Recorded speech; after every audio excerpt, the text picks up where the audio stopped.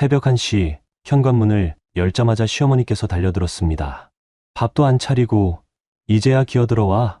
며느리가 이럴 수 있는 거야? 찰싹 뺨을 가로지르는 따가운 충격. 거실에 앉아있던 남편은 고개도 돌리지 않았어요. 어머니, 제가 야근을. 야근? 핑계대지 마. 시어머니랑 남편이 굶고 있는데. 뺨이 얼얼했지만 더 아픈 건 남편의 시선이었어요. 차갑고 무관심한, 마치 모르는 사람을 보는 듯한 눈빛. 재훈아, 말 좀 해봐. 엄마 말씀이 맞는 것 같은데 너 요즘 돈 좀 번다고 너무 심한 거 아니야? 그 순간 마치 머릿속에서 뭔가가 끊어지는 소리가 들리는 것 같았어요. 3년간 참아온 모든 것들이 한꺼번에 무너져 내렸죠. 너무나 모욕적인 그 순간에 눈물이 뺨을 타고 흘러내렸습니다. 어머니. 참아왔던 그 말을 내뱉는 목소리는 떨렸지만 차가웠어요. 하지만 그들은 몰랐어요. 대기업의 회계감사 업무를 맡고 있는 제가 얼마나 치밀하고 철저하게 그들을 파멸시킬 수 있을지를요. 사연 시작 전에 구독 눌러주시고 어디서 듣고 계신지 댓글에 남겨주세요. 그곳에 늘 행운이 가득하길 기원하겠습니다. 안녕하세요. 저는 정윤아입니다. 올해 35이고 용산에 있는 회계법인에서 감사팀 책임급으로 일하고 있어요. 제가 오늘 여러분께 들려드릴 이야기는 제 인생에서 가장 힘들면서도 가장 값진 교훈을 준 시간에 대한 이야기예요. 2024년 초겨울, 대기업들의 감사 시즌이 한창이었어요. 매년 이맘때면 저희 회계법인은 말 그대로 전쟁터가 되거든요. 재무제표 검토, 내부 통제 평가, 위험 요소 분석까지. 하루 14시간씩 책상에 앉아 있어도 시간이 모자랄 지경이었죠. 특히 제가 담당하고 있던 대기업은 올해 새로운 사업 진출로 인한 회계 처리가 복잡해서 연일 밤을 새며 검토 작업에 매달려야 했어요. 그날도 마찬가지였어요. 새벽 5시에 알람이 울리자마자 벌떡 일어나 정장을 갑옷처럼 입고 회사로 향했죠. 아침 8시부터 밤 12시까지 커피와 김밥으로 때우며 버텼어요. 동료들과 함께 회의실에서 숫자와 씨름하고 클라이언트와 화상회의를 하고 감사 보고서 초안을 작성하는 게 일상이었거든요. 사실 결혼하기 전에는 이런 야근도 나름 보람이 있었어요. 피곤하지만 성취감도 있고 무엇보다 제가 벌어들이는 돈으로 상암동에 아파트까지 장만할 수 있었으니까요. 그 집은 제가 신입사원 시절부터 5년 동안 적금 넣고 용돈도 아끼고 옷도 안 사가며 모은 돈의 결정체였어요. 등기부등본에 정윤아라고 단독 명의로 박힌 그 집이 제겐 정말 자랑스러웠거든요. 그런데 결혼 후 3년이 지난 지금 그 자랑스러운 집으로 돌아가는 길이 점점 무거워지고 있었어요. 지하철에서 내려 아파트 단지로 걸어가는 동안 마음 한편에 서늘한 예감이 스며들곤 했죠. 밤 12시가 훌쩍 넘어서야 겨우 집에 도착했어요. 현관문을 열자마자 제 눈에 들어온 건 거실 가득 널브러진 대다름식 용기들이었어요. 치킨, 피자, 족발, 보쌈. 테이블 위에는 과일 껍질과 음료수 캔들이 나뒹굴고 있었고 바닥에는 과자 부스러기가 흩어져 있었죠. 소파에는 남편 재훈이가 누워서 게임패드를 쥔 채 화면을 뚫어져라 보고 있었어요. 저를 힐끗 쳐다보더니 짜증스러운 표정으로 말했죠. 여보, 카드가 왜 안 긁혀? 아까부터 계속 결제 실패가 뜨는데. 저는 구두도 제대로 벗지 못한 채 멈춰섰어요. 카드 한도가 넘었다는 뜻이었거든요. 이번 달에만 벌써 얼마를 썼는지 머릿속으로 대충 계산해봐도 식겁할 정도였어요. 뭘 그렇게 많이 샀길래 한도가. 아, 몰라. 엄마가 좋은 거 먹으라고 주문한 것들이고 내가 공부하는데 필요한 것들 샀을 뿐이야. 재훈이의 공부라는 건 공무원 시험 준비를 말하는 거였어요. 결혼할 때 2년 안에 꼭 합격하겠다던 그 약속이 벌써 3년째 이어지고 있었죠. 그런데 정작 책상에 앉아있는 모습보다는 게임하거나 유튜브 보는 모습을 더 자주 봤어요. 냉장고를 열어봤더니 정말 텅 비어 있었어요. 물 한 병, 김치 반찬 하나, 그리고 먹다 남은 과일 몇 조각이 전부였죠. 그제야 깨달았어요. 제가 며칠 동안 밤을 새워 일하는 동안 집에서는 배달 음식만 시켜 먹었구나. 그때 안방에서 시어머니께서 나오셨어요. 최금자 씨, 올해 71살이죠. 석 달 전부터 저희 집에 함께 살고 계세요. 재훈이 혼자 두면 제대로 못 챙겨 먹을까봐라는 이유로 오셨는데 막상 와보니 챙기는 건 아들뿐이었어요. 윤아야, 너 지금까지 어디 있었니? 며칠째 밥도 안 차리고. 저는 조심스럽게 대답했어요. 어머니, 회사에서 감사 업무 때문에 야근이 계속 이어져서요. 내일 마트 가서 장 볼게요. 그게 무슨 말이야? 남편이 있고 시어머니가 있는데 며칠을 밥도 안 해. 우리 재훈이가 라면만 먹고 있잖아. 시어머니의 말을 듣고 보니 정말로 재훈이는 라면을 먹고 있더라고요. 아니, 정확히는 라면과 함께 치킨, 피자도 먹고 있었죠. 그런데 라면만 먹는다고 표현하시니까 마치 제가 가족을 굶기고 다니는 것처럼 들렸어요. 죄송해요. 내일은 일찍 들어와서. 내일? 그럼 오늘은 또 굶으라는 거야? 저는 더 이상 변명할 기운도 없었어요. 하루 종일 숫자와 씨름하느라 머리가 지끈거렸고 발은 부어서 아팠거든요. 그냥 조용히 고개를 숙이고 씻으러 갔어요. 화장실 거울을 보니 제 얼굴이 말이 아니었어요. 눈 밑에는 다크서클이 짙게 드리워져 있었고 피부는 거칠어져 있었죠. 언제부터인가 제가 이렇게 지쳐 보이게 됐을까요? 샤워를 하면서 문득 이상한 기분이 들었어요.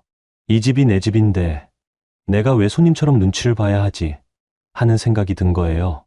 분명 등기부등본에는 제 이름만 적혀 있는 집인데 정작 저는 이 집에서 제일 작아져 있었어요.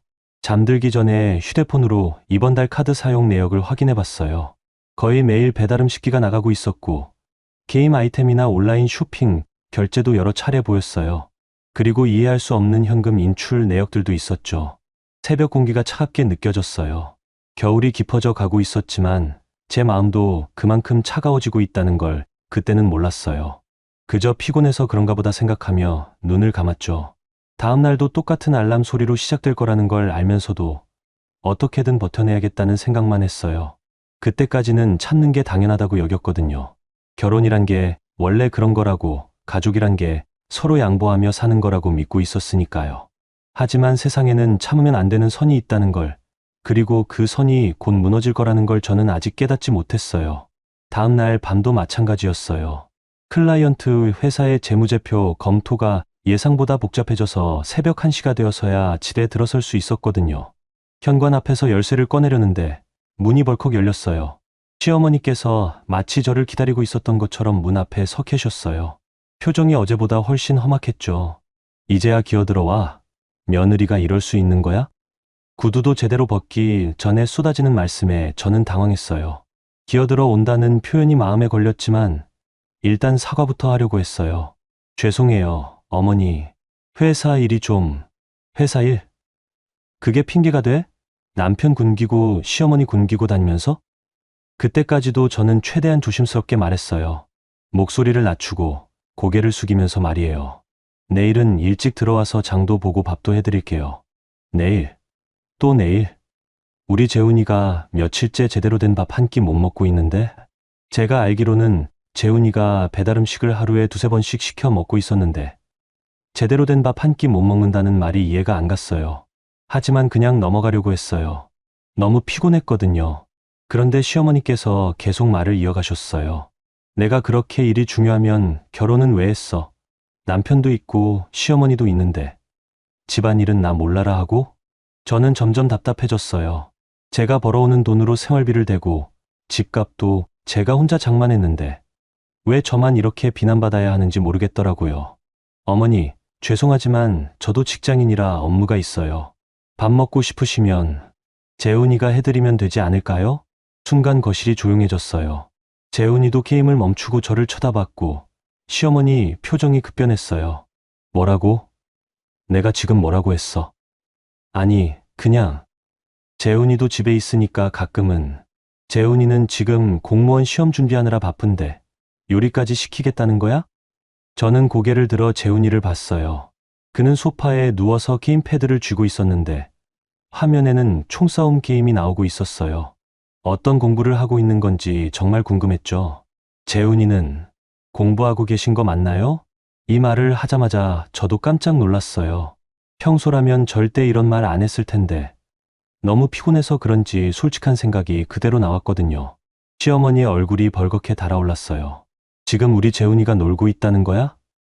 내가 감히? 아니에요. 그런 뜻이 아니라. 그런 뜻이 아니라? 그럼 어떤 뜻이야? 시어머니 앞에서 남편을 무시하는 거야? 저는 변명하려고 했어요. 정말로 그런 뜻이 아니었거든요.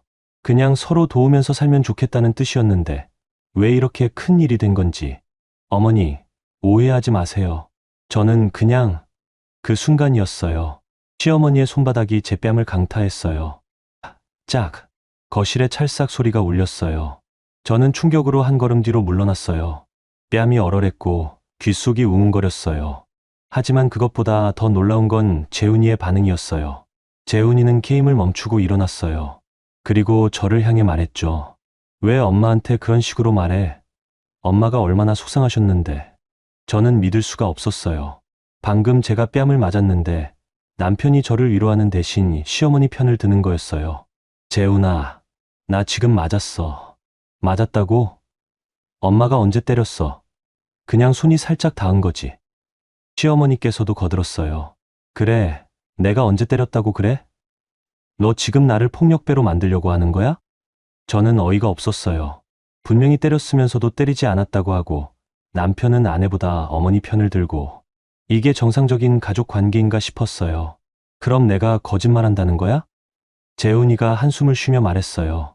거짓말까지는 아니더라도 너무 예민하게 받아들이는 거 아니야? 엄마가 얼마나 너를 위해서 하시는 말씀인데. 나를 위해서, 뺨 때리는 게 나를 위해서라고? 아, 진짜. 그러니까 때린 게 아니라니까. 내가 너무 심하게 말하니까 엄마가 손이 나간 거지. 저는 재훈이를 똑똑히 쳐다봤어요. 결혼한 지 3년, 연애한 지까지 합치면 5년을 함께한 사람이었는데 이 순간 정말 낯설게 느껴졌어요. 그럼 내가 뭘 심하게 말했는데? 밥 해달라고 하니까 왜 재훈이가 안 하느냐고 했잖아. 그게 며느리가 할 말이야? 시어머니께서도 거들었어요. 맞아. 시어머니가 며느리한테 밥 차려달라고 하는 게 그렇게 이상해. 어느 집이든 며느리가 하는 거 아니야? 저는 마침내 깨달았어요. 이 사람들에게 저는 며느리가 아니라 가정부였구나. 돈도 벌어오고 집안일도 하고 그러면서도 감사한 줄 알아야 하는 존재였구나. 그동안 저는 가족이라는 이름으로 참아왔어요. 사랑하니까 이해해야 한다고, 며느리니까 양보해야 한다고 스스로를 설득해왔거든요. 하지만 이 순간 제 안에서 뭔가 딱 부러지는 소리가 들렸어요. 저는 조용히 휴대폰을 꺼냈어요. 그리고 스마트 도어록 앱을 열었어요. 뭐 하는 거야? 재훈이가 물었지만 저는 대답하지 않았어요. 화면을 몇 번 터치하더니 시어머니와 재훈이의 출입 권한을 삭제했어요. 유나야, 너 지금 뭐 하는 거야? 시어머니가 다급하게 물으셨지만 저는 여전히 조용했어요. 그리고 말했어요. 지금 당장 내 집에서 나가세요. 순간 거실이 다시 조용해졌어요. 두 사람 모두 제가 뭔 소리 하는지 이해 못하는 표정이었어요. 재훈이가 웃으며 말했어요. 야, 너 지금 농담하는 거지? 농담 아니에요. 진짜 나가세요. 너 미쳤어. 여기 내 집인데 왜 내가 나가? 저는 재훈이를 똑똑히 쳐다봤어요. 당신 집이라고요? 등기부등본 보고 말하세요. 그제야 분위기가 심상치 않다는 걸 느꼈는지 시어머니께서 나섰어요. 유나야, 아무리 화가 났어도 그렇지 시어머니한테 나가라고 하는 게 어디 있어? 화난 거 아니에요. 그냥 나가세요. 제 목소리는 차갑고 단호했어요. 평소에 제가 아니었죠. 항상 조심스럽게 말하고 눈치 보고 미안해하던 제가 아니었어요. 재훈이가 벌떡 일어나는 소리쳤어요. 야, 너 진짜 미친 거야? 엄마한테 사과해. 지금 당장. 하지만 저는 움직이지 않았어요. 대신 휴대폰 녹음 기능을 켰어요. 이제부터 일어날 일들을 모두 기록해둘 생각이었거든요. 그 순간부터 정말 긴 밤이 시작됐어요. 재훈이의 목소리가 점점 커졌어요. 미쳤어. 정말 미쳤어. 내가 지금 뭘 하고 있는지 알아? 저는 여전히 침착했어요. 오히려 이상할 정도로 냉정했죠. 마치 회사에서 문제가 있는 재무제표를 검토할 때처럼 감정보다는 사실과 절차에 집중하게 되더라고요. 나가시라고 했어요. 나가? 내가 왜 나가야 하는데? 여기 내 집인데? 당신 집이라는 증거 있나요? 재훈이는 당황한 표정을 지었어요. 결혼하면서 제가 이 집을 공동명의로 바꿔줄 거라고 기대했던 것 같은데 저는 그런 적이 없었거든요. 제가 5년 동안 악착같이 모은 돈으로 산 집이었고 결혼 전 재산이었으니까 당연히 제 단독명에 그대로 유지했어요. 시어머니께서 끼어드셨어요. 유나야, 아무리 그래도 우리가 남인가? 가족인데 이렇게까지 해야겠어. 가족이면 뺨을 때려요? 아이고, 그것도 아직도 그러고 있어?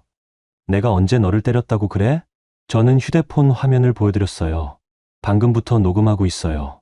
때리지 않았다면 뺨이 왜 빨갛게 부어 있을까요? 시어머니의 표정이 순간 굳었어요. 재훈이도 마찬가지였고요. 재훈이가 다급하게 말했어요. 녹음. 너 지금 뭐 하는 거야? 가족끼리 녹음까지 해? 가족이라면서 왜 녹음을 무서워해요? 저는 스마트폰 화면을 다시 조작했어요. 도어록 앱에서 보안 설정을 강화하고 비상시 자동 신고 기능까지 활성화했어요. 야, 너 진짜 지금 뭐 하는 거야? 재훈이가 제 휴대폰을 뺏으려고 달려들었어요. 하지만 저는 재빨리 피하면서 말했어요. 만지지 마세요. 지금 폭행 가중범죄죠. 폭행. 나한테 폭행이라고 했어? 남편한테? 남편이면 아내를 때려도 되나요? 내가 언제 너를 때렸어? 시어머니가 때렸을 때 말리지 않고 오히려 사과하라고 했잖아요. 그게 공범 아닌가요? 재훈이는 말문이 막혔어요. 제가 이런 식으로 논리적으로 따지는 모습을 본 적이 없었거든요. 평소에는 그냥 미안해. 내가 잘못했어 하면서 넘어갔는데 오늘은 달랐어요. 시어머니께서 다른 방법으로 접근하셨어요. 유나야, 우리가 잘못했어. 어머니가 화가 나서 그랬지. 원래 너를 미워해서 그런 게 아니야. 그러니까 이제 그만하자. 잘못했다면 나가세요. 나가? 그게 무슨 말이야? 나가서 어디로 가라는 거야? 모텔이든 어디든 알아서 가세요. 재훈이가 급히 나섰어요. 야, 너 정말 미쳤어. 엄마를 모텔로 보내겠다고? 일은 넘은 노인을? 그럼 재훈이 아파트로 가시든지. 무슨 아파트? 나 아파트 없어. 저는 재훈이를 똑똑히 쳐다봤어요. 없어요? 그럼 결혼 전에 어디 살았는데요? 엄마 집에 살았지. 그럼 거기로 가세요. 시어머니께서 버럭 소리치셨어요. 유나야, 내가 지금 뭘 하고 있는 거야? 며느리가 시어머니를 쫓아내? 저는 더 이상 며느리라는 단어에 움츠러들지 않았어요. 쫓아내는 게 아니라 제 집에서 나가달라는 거예요. 내 집. 결혼하면 부부 재산 아니야? 결혼 전 재산은 고유 재산이에요. 더구나 단독명이잖아요. 재훈이가 화를 내며 소리쳤어요. 아, 진짜 그렇게 따지고 들 거야? 우리 결혼한 사이잖아. 결혼한 사이라서 아내를 때려도 되는 거예요? 누가 언제 너를 때렸다고 그래? 저는 뺨을 가리켰어요. 아직도 얼얼하고 붉은 자국이 남아 있었어요. 이거 누가 한 건가요? 재훈이가 시어머니를 쳐다봤어요. 시어머니께서는 고개를 돌렸어요. 그때 재훈이가 갑자기 폭발했어요. 거실 테이블을 주먹으로 내려치면서 소리쳤죠.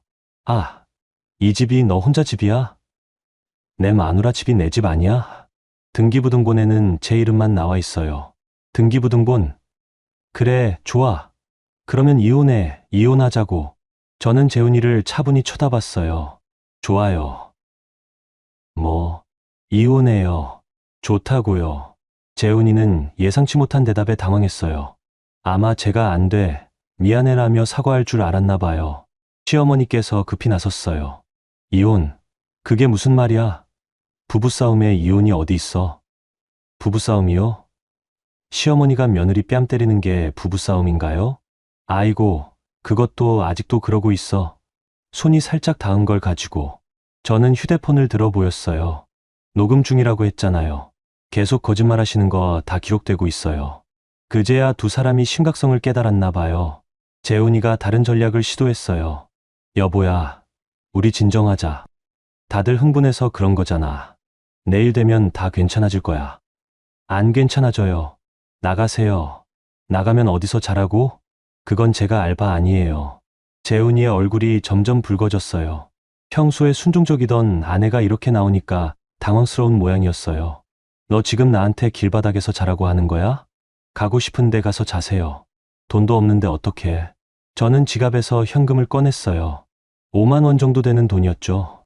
모텔비예요. 재훈이가 그 돈을 쳐다보더니 갑자기 웃었어요. 비웃음이었어요. 하하, 5만 원? 나를 5만 원짜리 모텔로 보내겠다고? 안녕 영원이요. 순간 재훈이가 돌변했어요. 지금까지와는 완전히 다른 표정이었어요. 차갑고 날카로운 눈빛으로 저를 쳐다보며 말했어요. 좋아. 정말 좋아. 그렇게 나오는 거지? 그리고는 휴대폰을 꺼내서 어디론가 전화를 걸었어요. 형님, 죄송한데 오늘 하룻밤만 재워주실 수 있을까요? 집에 좀 문제가 생겨서. 저는 그 통화를 조용히 들었어요. 재훈이가 누군가에게 상황을 설명하는 소리가 들렸어요. 하지만 진실은 말하지 않더라고요. 그냥 집이 좀 복잡해서라고만 했어요. 통화를 마친 재훈이가 저를 쳐다봤어요. 좋아. 오늘은 나가줄게. 하지만 이거 끝이 아니야. 명심해. 그 말이 협박처럼 들렸어요. 하지만 저는 더 이상 무섭지 않았어요. 시어머니와 재훈이가 짐을 챙기는 동안 저는 거실에 앉아서 기다렸어요. 그들이 나간 후 문을 잠그고 보안 시스템을 다시 점검했어요. 그날 밤, 오랜만에 조용한 집에서 잠들 수 있었어요. 하지만 이제 시작이라는 걸 알고 있었어요. 다음 날 새벽 2시, 갑작스러운 초인종 소리에 잠에서 깼어요. 처음에는 꿈인 줄 알았는데 계속 울리더라고요. 그것도 연속으로 길게, 마치 누군가 고의적으로 저를 깨우려는 것처럼요. 현관 인터폰 화면을 확인해보니 재훈이와 시어머니가 서 있었어요. 재훈이는 문을 두드리고 있었고 시어머니는 인터폰을 계속 눌러대고 계셨어요. 유나야, 문 열어. 이게 뭐 하는 짓이야? 정유나, 당장 문 열어. 저는 인터폰으로 말했어요. 지금 몇 시인데요? 이웃들 다 깰 거예요. 이웃들 깬다고? 그럼 문 열어주면 되잖아. 안 열어드려요. 나가라고 했잖아요. 그러자 재훈이가 문을 발로 차기 시작했어요. 쿵, 쿵 하는 소리가 복도에 울렸어요. 야, 정윤아, 문 열어. 당장 열어. 저는 당황했어요. 이런 재훈이는 처음 봤거든요. 평소에는 게임이나 하면서 조용히 지내던 사람이었는데 이렇게 거칠게 나올 줄은 몰랐어요. 시어머니도 가세하셨어요. 유나야, 내가 감히 시어머니를 내쫓아. 이게 말이 돼? 발로 차는 소리, 고함 소리, 인터폰 벨 소리가 뒤섞여서 정말 시끄러웠어요. 이 시간에 이런 소리가 나면 이웃들한테 피해를 주잖아요. 저는 고민이 됐어요. 하지만 문을 열어주면 어제와 똑같은 일이 반복될 거라는 걸 알고 있었어요. 오히려 더 심해질 수도 있었고요. 그때 옆집에서 인터폰이 울렸어요. 저기요, 너무 시끄러운데요. 새벽에 뭐 하시는 거예요? 저는 옆집 아주머니께 죄송하다고 말씀드리고 112에 신고 전화를 걸었어요. 여보세요, 경찰서인가요? 지금 집 앞에서 소란을 피우는 사람들이 있어서 신고드려요. 어떤 상황인지 설명해 주세요. 남편과 시어머니인데 어제 폭행 사건이 있어서 집에서 내보냈거든요. 그런데 지금 새벽에 와서 문을 발로 차고 고함을 지르고 있어요. 폭행 사건이라고 하셨나요? 네, 시어머니가 제 뺨을 때렸어요. 녹음도 했고요. 알겠습니다. 출동하겠습니다. 전화를 끊고 나니 조금 마음이 놓였어요. 하지만 여전히 문 밖에서는 소란이 계속됐어요. 재훈이가 소리쳤어요. 정윤아, 내가 몇 번 말해야 알아들어? 여기 내 집이야. 내 집. 당신 이름 어디 적혀 있나요? 결혼하면 부부 재산이잖아. 결혼 전 재산은 고유 재산이에요. 모르면 공부하세요. 시어머니가 끼어드셨어요. 유나야, 그런 식으로 따지면 안 되지. 우리가 가족인데 가족이 새벽에 와서 문 차고 고함 지르나요? 우리가 갈 곳이 없어서 그러는 거잖아. 그건 제가 해결해 드릴 문제가 아니에요. 그때 엘리베이터에서 경찰관 두 분이 나타났어요. 한 분은 나이가 좀 있어 보이는 경찰관이었고 다른 한 분은 젊은 경찰관이었어요. 신고 접수받고 나왔습니다. 어떤 일인가요? 재훈이가 급히 말했어요. 아, 경찰관님, 저희가 부부싸움을 좀 했는데 와이프가 저를 집에서 내쫓았어요. 집에 들어가려고 하는 건데. 그래서 새벽에 이렇게 시끄럽게 하신 건가요? 시어머니께서도 나섰어요. 경찰관님, 며느리가 시어머니를 내쫓는다는 게 말이 됩니까? 이 집은 우리 아들 집인데. 저는 문을 열고 나갔어요. 그리고 준비해둔 서류들을 꺼냈어요. 경찰관님, 어제 이분이 저를 폭행했어요. 녹음 파일도 있고 상처도 남아있어요. 나이 많은 경찰관이 제 뺨을 확인하시더니 물어봤어요. 언제 일어난 일인가요? 어제 새벽 1시경이에요. 그리고 이 집이 누구 명의인가요? 저는 등기부등본을 꺼내서 보여드렸어요. 제 단독 명의예요. 결혼 전에 제가 혼자 장만한 집이거든요. 경찰관이 등기부등본을 자세히 보시더니 재훈이를 쳐다봤어요. 그러면 이분 이름은 여기 없네요. 재훈이가 당황하며 말했어요. 하지만 저는 남편이잖아요. 부부니까 공동재산 아닌가요? 결혼 전 재산이고 단독명의면 개인재산입니다. 더구나 폭행 사건까지 있었다면 시어머니께서 급히 말씀하셨어요. 폭행이요? 아무도 때리지 않았는데요. 그냥 화가 나서 손이 살짝 닿은 거예요. 젊은 경찰관이 물었어요. 손이 닿았다는 게 뺨을 때렸다는 말씀인가요? 때린 게 아니라, 그냥. 저는 휴대폰을 꺼내서 어제 녹음한 파일을 들려드렸어요. 시어머니가 저를 때리는 소리와 그 후의 대화가 생생하게 들렸어요. 명백한 폭행이네요. 그리고 지금도 주거침입 시도를 하고 계시고. 재훈이가 소리쳤어요. 주거침입이요? 제가 왜 주거침입이에요? 저도 여기 살던 사람인데. 주민등록상 주소지가 여기인가요? 아니요. 하지만 결혼해서 같이 살던 곳인데 법적으로는 주거권이 없으신 것 같은데요. 나이 많은 경찰관이 정리해 주셨어요. 일단 상황을 정리해보면 폭행 사건이 있었고 집 소유주가 퇴거를 요구했으며 새벽에 소란을 피워 이웃에게 피해를 주고 있다. 맞습니까? 재훈이와 시어머니는 할 말이 없었어요. 그럼 일단 오늘은 이곳을 떠나주시고 추후에 법적으로 해결하시기 바랍니다. 재훈이가 마지막으로 애원했어요. 여보야, 제발. 우리 이렇게까지 하지 말자. 내일 얘기하면 안 될까? 하지만 저는 고개를 저었어요. 저는 더 이상 할 말 없어요. 경찰관들이 지켜보는 가운데 두 사람은 결국 엘리베이터를 타고 내려갔어요. 그날 밤 이후로 저는 정말로 혼자가 됐어요. 하지만 무섭지 않았어요. 오히려 후련했거든요. 다만 이게 끝이 아니라는 걸 알고 있었어요. 이제부터 진짜 싸움이 시작될 거라는 것을요. 여러분, 지금까지 유나 씨의 이야기 어떻게 들으셨나요? 참 답답하기도 하고 한편으로는 속이 시원한 부분도 있었을 것 같아요. 누구나 살다 보면 참아야 할 때와 참으면 안 될 때를 구분해야 하는 순간들이 있잖아요. 유나 씨도 그런 선택의 기로에 서 있었던 거죠. 하지만 이제부터가 진짜 중요한 때입니다. 유나 씨가 어떻게 자신의 삶을 되찾아가는지, 그 과정에서 어떤 일들이 펼쳐질지 계속해서 들어봐 주세요. 경찰이 다녀간 후 일주일 정도는 평온했어요. 드디어 혼자만의 시간을 가질 수 있게 된 거죠. 아침에 일어나서 커피를 천천히 마실 수 있고 저녁에 집에 와서 조용히 드라마도 볼 수 있었어요. 냉장고에는 제가 좋아하는 음식들로 채워 넣었고 거실에는 배달음식 용기 대신 책과 향초가 놓여 있었죠. 하지만 회사에서는 좀 신경 쓸 일이 생겼어요. 동기인 서진이가 저를 따로 불렀거든요. 서진이는 저랑 같이 회계법인에 들어온 친구인데 지금은 변호사 자격증도 땄어요. 가사 사건이랑 형사 사건을 주로 담당하죠. 점심시간에 서진이와 회사 근처 카페에서 만났어요. 유나야, 요즘 어떻게 지내? 얼굴이 좀 밝아진 것 같은데? 응, 집에서 좀 정리가 되어서. 정리가 됐다는 게 혹시 남편분하고 분리된 거야? 서진이는 눈치가 빨랐어요. 제가 자세한 얘기를 안 해도 분위기로 알아차리더라고요. 저는 지난 일주일간 있었던 일들을 서진이에게 털어놨어요. 시어머니의 폭행, 남편의 방관, 그리고 경찰 신고까지의 과정을 말이에요. 서진이가 심각한 표정으로 들었어요. 유나야, 그거 잘했어. 근데 이제부터가 중요해. 뭐가? 감정적으로 대응하면 안 돼. 앞으로는 모든 걸 기록으로 남기고 법적으로 대응해야 해. 서진이가 노트북을 꺼내며 말했어요. 일단 지금까지 있었던 일들을 시간순으로 정리해보자. 폭행 사건, 주거 침입 시도, 경찰 신고. 이런 것들이 다 증거가 돼. 저는 서진이의 말을 듣고 가방에서 메모장을 꺼냈어요. 사실 회계사 습관으로 중요한 일들은 다 기록해두거든요. 그런데 서진아, 한 가지 이상한 게 있어.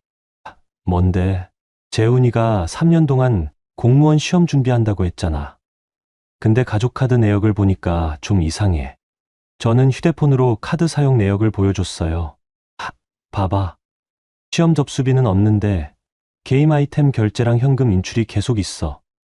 그리고 이상한 온라인 결제들도. 서진이가 화면을 자세히 보더니 표정이 굳었어요. 유나야, 이거 혹시 도박 사이트 결제 아닐까? 도박? 응. 이런 소액 반복 결제 패턴이 온라인 도박의 전형적인 특징이거든. 저는 깜짝 놀랐어요. 재훈이가 도박을 했다고요? 서진이가 계속 설명했어요. 보통 온라인 도박은 게임처럼 포장해서 결제하게 만들어. 그래서 카드 내용만 봐서는 게임인지 도박인지 구분하기 어려운 경우가 많아. 그럼 재훈이가 공부한다고 하면서 실제로는 도박을 한 거야? 가능성이 높아 보여.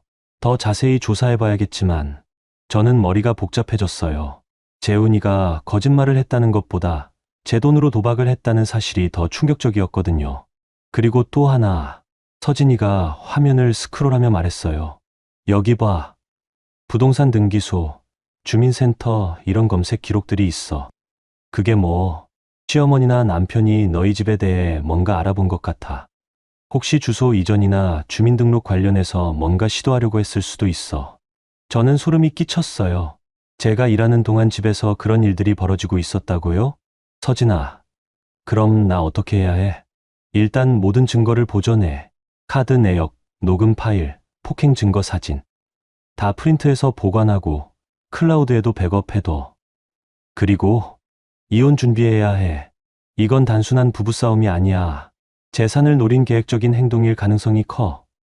서진이의 말을 듣고 나니 지난 3년간의 일들이 다르게 보이기 시작했어요.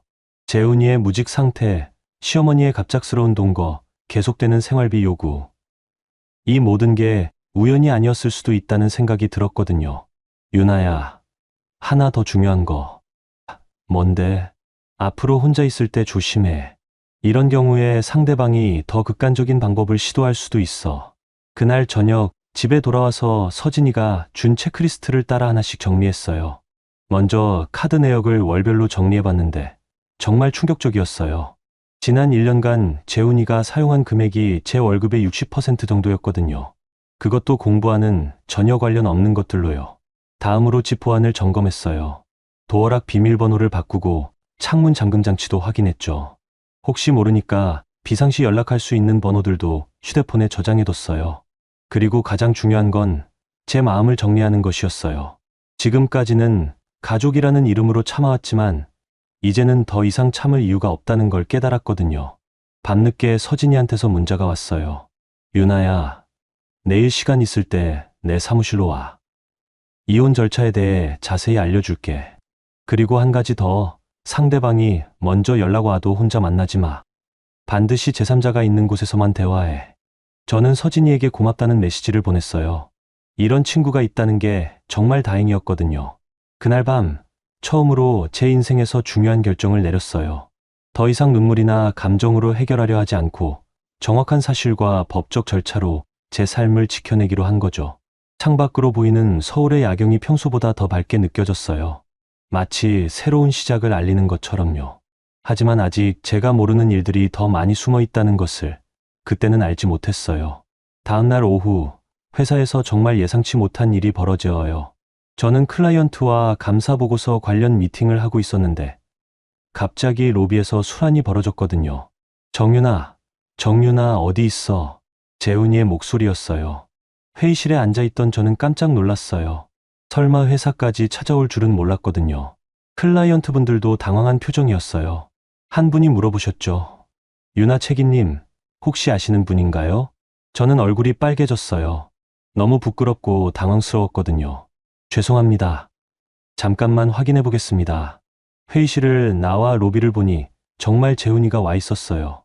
경비 아저씨가 말리고 있는데도 계속 소리를 지르고 있었죠. 내가 남편인데 왜 못 올라가게 하는 거야? 선생님, 여기는 회사입니다. 조용히 해주세요. 조용히. 내 마누라가 위에서 일하고 있는데? 제가 다가가자 재훈이가 저를 보고 달려왔어요.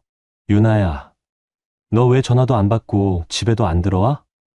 저는 주변 시선이 신경 쓰여서 조용히 말했어요. 여기서 이러지 마. 나가서 얘기하자. 나가서. 싫어. 여기서 할 말 있어. 재훈이가 더 큰 소리로 말했어요. 로비에 있던 다른 회사 직원들이 다 저희를 쳐다봤죠. 내가 3년 동안 뭘 잘못했다고 집에서 쫓아내는 거야? 응. 재훈아, 제발 여기서는. 제발. 너는 편하게 회사 다니면서 나만 길거리에서 떠돌라고? 그때 동료들이 회의실에서 나왔어요. 그 중에는 부장님도 계셨고 클라이언트 분들도 계셨죠. 정말 죽고 싶을 만큼 부끄러웠어요. 부장님이 다가오셔서 물어보셨어요. 유나 씨, 무슨 일인가요? 재훈이가 부장님을 보더니 갑자기 태도를 바꿨어요. 안녕하세요. 저는 정유나 남편입니다. 아내가 집에서 저를 쫓아내서 찾아왔습니다. 부장님은 당황스러운 표정이셨어요. 그런 개인적인 일은 회사 밖에서 해결하시는 게 개인적인 일이라고요? 아내가 남편을 집에서 쫓아내는 게 개인적인 일인가요? 재훈이가 점점 더 큰 소리를 냈어요. 그리고 주변 사람들에게 말했죠. 여러분, 어떻게 생각하세요? 아내가 남편을 집에서 쫓아내는 게 맞나요? 저는 정말 땅에 구멍이라도 파고 들어가고 싶었어요. 회사에서 이런 일이 벌어지다니. 클라이언트 중 한 분이 저에게 말씀하셨어요. 유나 책임님, 오늘 미팅은 다음에 하죠. 개인적인 일을 먼저 정리하세요. 그 말을 듣는 순간 머리에서 뭔가 딱 끊어지는 소리가 났어요. 제가 몇 년간 쌓아온 신뢰와 커리어가 재훈이 때문에 무너져 내리고 있었거든요. 저는 경비 아저씨에게 말했어요. 아저씨, 이 사람 회사 출입 금지 조치해 주세요. 출입 금지? 재훈이가 소리쳤어요. 출입 금지? 너 미쳤어? 내가 내 남편인데. 남편이라고 회사에 와서 소란 피워도 된다고 생각해요? 소란. 이게 소란이야. 나는 그냥 내 마누라한테 왜 집에 안 들어오냐고 물어본 것뿐인데. 부장님이 나서셨어요. 일단 조용히 하시고 이 문제는 밖에서 해결하세요. 여기는 직장입니다.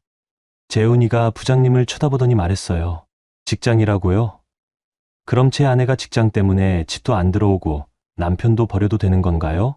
그건 제가 판단할 문제가 아닙니다. 저는 재훈이를 밖으로 끌고 나갔어요. 더 이상 회사에 피해를 줄 수는 없었거든요. 회사 앞 커피숍에서 재훈이와 마주 앉았어요. 재훈아, 왜 회사까지 찾아온 거야? 왜? 너 때문이지. 전화도 안 받고 집에도 안 들어오고 집은 내가 나가라고 했잖아. 그게 말이 돼? 부부가 싸웠다고 집에서 나가라고 하는 게. 저는 재훈이를 똑똑히 쳐다봤어요. 재훈아, 솔직히 말해. 그동안 공부 진짜 했어? 뭐, 공무원 시험 공부 말이야. 진짜 했어? 재훈이의 표정이 순간 흔들렸어요. 당연히 했지. 너 지금 뭘 의심하는 거야? 그럼 올해 시험 언제야? 그건 아직 공지가 안 났어. 저는 휴대폰을 꺼내서 검색했어요. 9급 공무원 시험은 이미 공지 났어. 접수도 시작됐고. 근데 왜 몰라? 재훈이가 당황했어요. 아, 그거? 아직 준비가 안 돼서. 3년 동안 준비가 안 됐다고? 공무원 시험이 그렇게 쉬운 줄 알아? 저는 카드 사용 내역을 보여줬어요. 그럼 이것들은 뭐야? 개인 결제, 현금 인출, 온라인 베팅. 재훈이의 얼굴이 창백해졌어요. 그건 가끔 스트레스 풀려고. 가끔, 거의 매일 있는데? 너 지금 내가 도박한다고 의심하는 거야? 의심하는 게 아니라 확신해. 재훈이가 갑자기 화를 냈어요. 확신, 증거도 없으면서? 저는 휴대폰에서 서진이가 보내준 자료를 꺼냈어요. 이게 증거야. 내가 결제한 사이트들 다 도박 사이트라고 변호사한테 확인받았어. 재훈이가 말문이 막혔어요. 그리고 갑자기 무릎을 꿇었어요. 유나야, 미안해. 정말 미안해. 다시는 안 할게. 주변 사람들이 쳐다봤지만 재훈이는 계속했어요. 한 번만 용서해줘. 제발. 나갈 곳도 없어. 하지만 저는 더 이상 흔들리지 않았어요. 재훈아, 이제 늦었어. 늦었다고? 왜? 우리 사랑했잖아. 사랑, 나를 속이면서 내 돈으로 도박하는 게 사랑이야? 재훈이가 다시 일어나서 위협적인 목소리로 말했어요. 좋아. 그렇게 나오는 거구나. 그럼 나도 가만 안 있을 거야. 뭐, 이혼. 좋아. 하지만 너도 공짜로는 못할 거야. 그 순간 저는 휴대폰 녹음 기능을 켰어요. 이제는 모든 대화를 기록해야겠다고 생각했거든요. 재훈이가 자리에서 일어나며 말했어요. 기억해. 이건 끝이 아니야. 그리고는 커피숍을 나갔어요. 저는 한참 동안 그 자리에 앉아 있었어요. 오늘 회사에서 벌어진 일 때문에 앞으로 어떻게 될지 걱정됐거든요. 동료들이 어떻게 생각할지, 클라이언트들이 저를 신뢰할 수 있을지. 하지만 한 가지 확실한 건 더 이상 물러설 곳은 없다는 것이었어요. 재훈이가 회사에 난입한 지 일주일 후 서진이의 법률 사무실에서 만났어요. 서진이는 그간 재훈이의 카드 사용 내역과 온라인 활동을 더 자세히 조사해뒀더라고요. 유나야, 앉아. 중요한 얘기가 있어. 서진이의 표정이 평소보다 심각했어요. 뭔데? 재훈이의 공부가 완전히 거짓말이었어. 그것도 계획적인 거짓말. 서진이가 서류 뭉치를 내밀었어요. 이거 봐. 지난 3년간 카드 사용 내역을 분석해봤는데 단 한 번도 시험 관련 결제가 없어. 학원비, 교재비, 접수비. 아무것도 없어.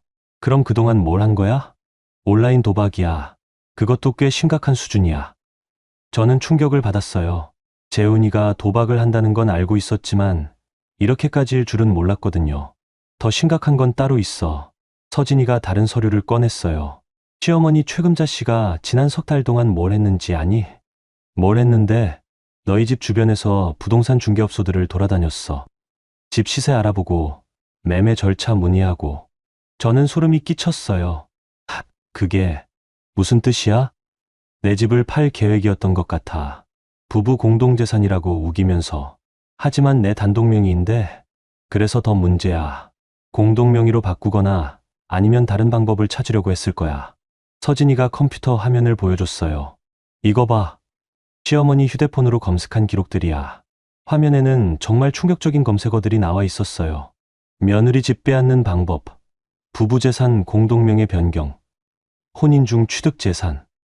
저는 말문이 막혔어요. 그리고 이건 더 심각해. 서진이가 다른 화면을 보여줬어요.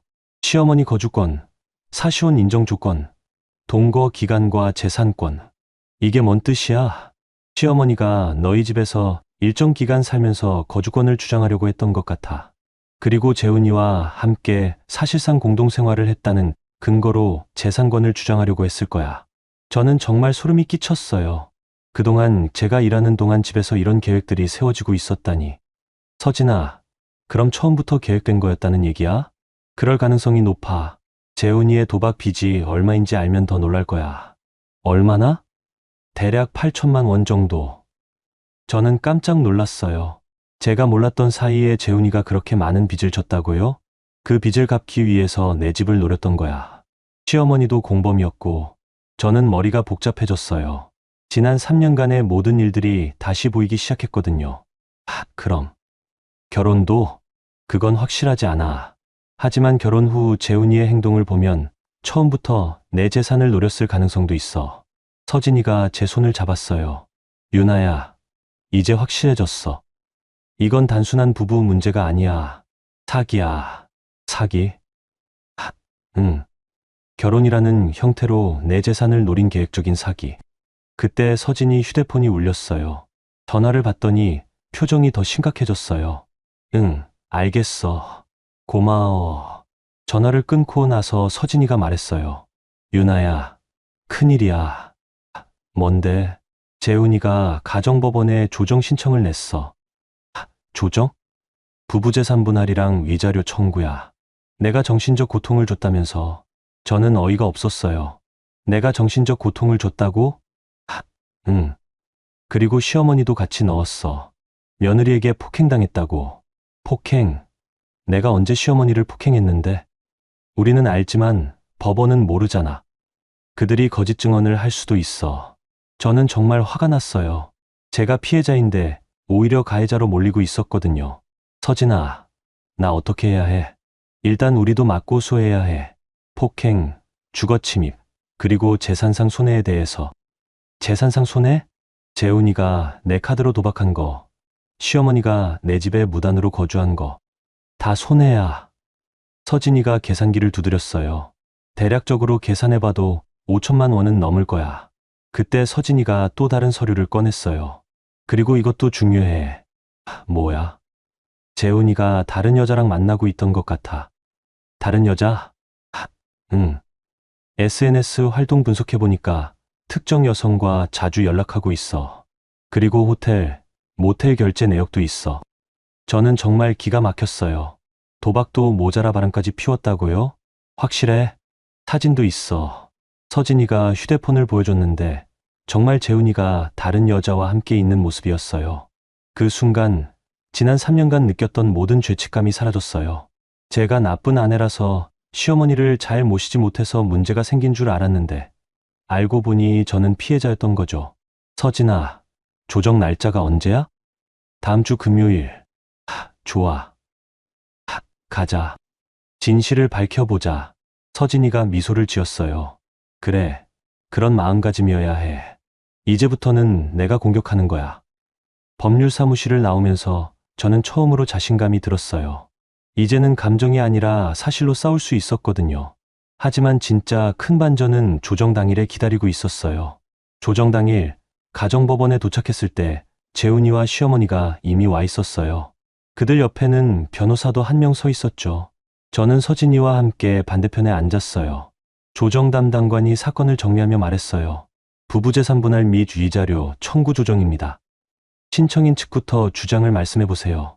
재훈이의 변호사가 일어나서 말했어요. 신청인 박재훈은 혼인 기간 중 아내로부터 심각한 정신적 고통을 받았습니다.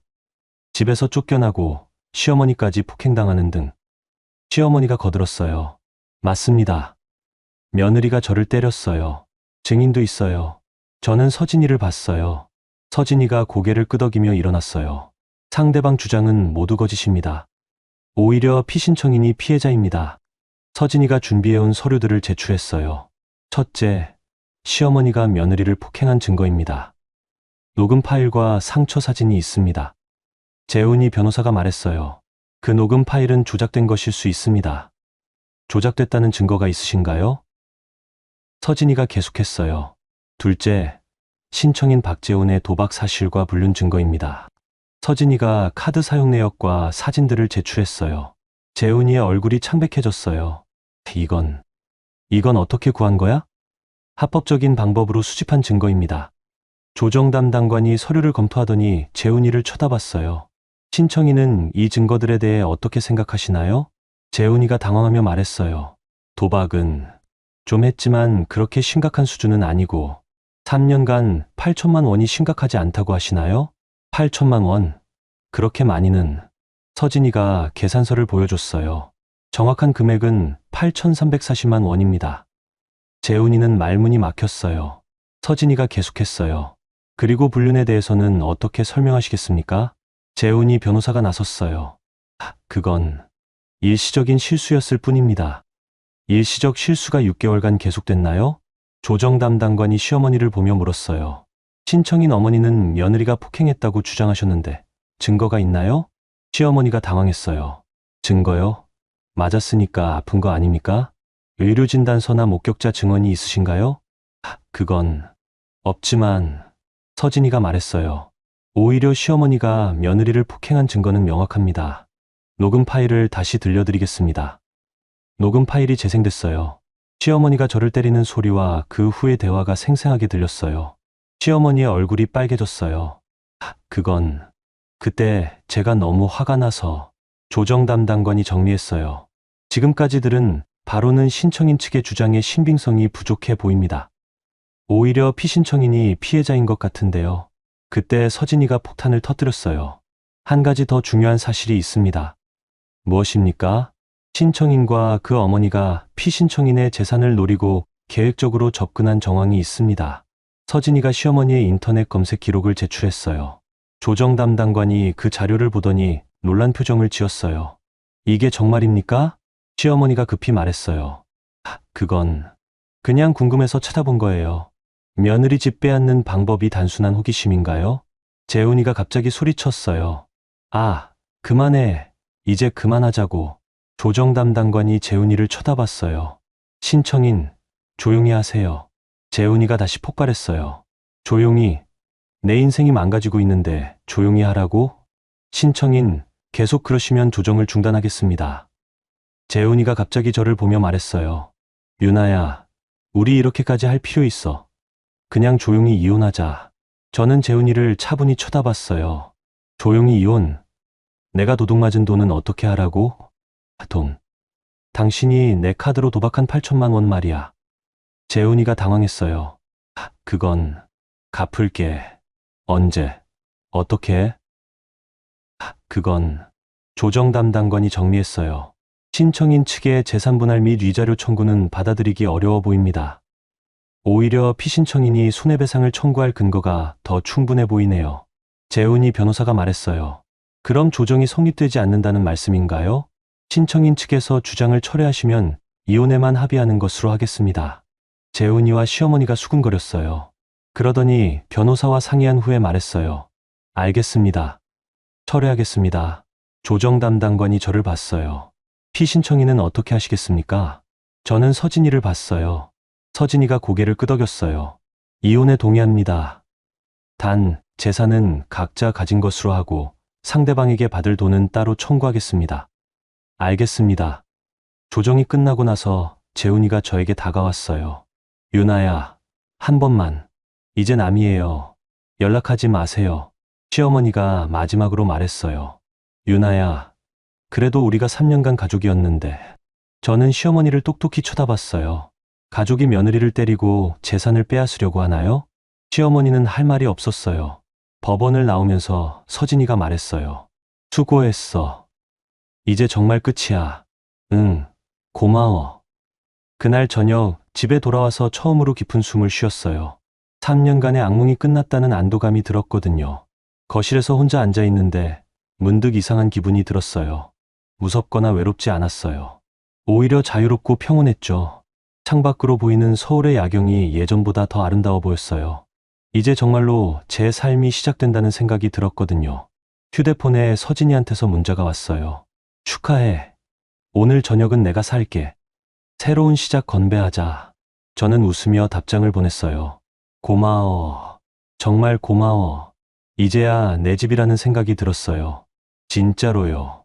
여러분, 오늘 유나 씨의 이야기 어떠셨어요? 처음에는 참 답답하고 속상했지만 나중에는 정말 속이 시원했을 것 같아요. 살다 보면 때로는 가족이라는 이름으로, 사랑이라는 이름으로 참아야 한다고 생각할 때가 있잖아요. 하지만 유나 씨의 이야기를 들어보니 참는 게 항상 좋은 건 아니라는 걸 깨달았어요. 때로는 용기를 내서 아니다라고 말하는 것도 필요하다는 거죠. 유나 씨가 처음에는 혼자서 모든 걸 감당하려고 했지만 서진이라는 좋은 친구가 있어서 든든했어요. 우리 주변에도 이런 친구가 있다는 게 얼마나 소중한지 모르겠어요. 그리고 무엇보다 유나 씨가 감정이 아니라 사실과 법으로 문제를 해결한 게 인상적이었어요. 누구나 살아가면서 힘든 선택을 해야 할 때가 있을 거예요. 그때 유나 씨처럼 현명하게 판단하고 자신의 삶을 지켜나가는 용기를 가졌으면 좋겠어요. 그리고 혼자 힘들어하지 말고 주변에 도움을 요청하는 것도 중요하다는 걸 배웠네요. 오늘 이야기가 여러분께도 작은 위로와 지혜가 되었으면 좋겠습니다. 구독과 좋아요 부탁드립니다.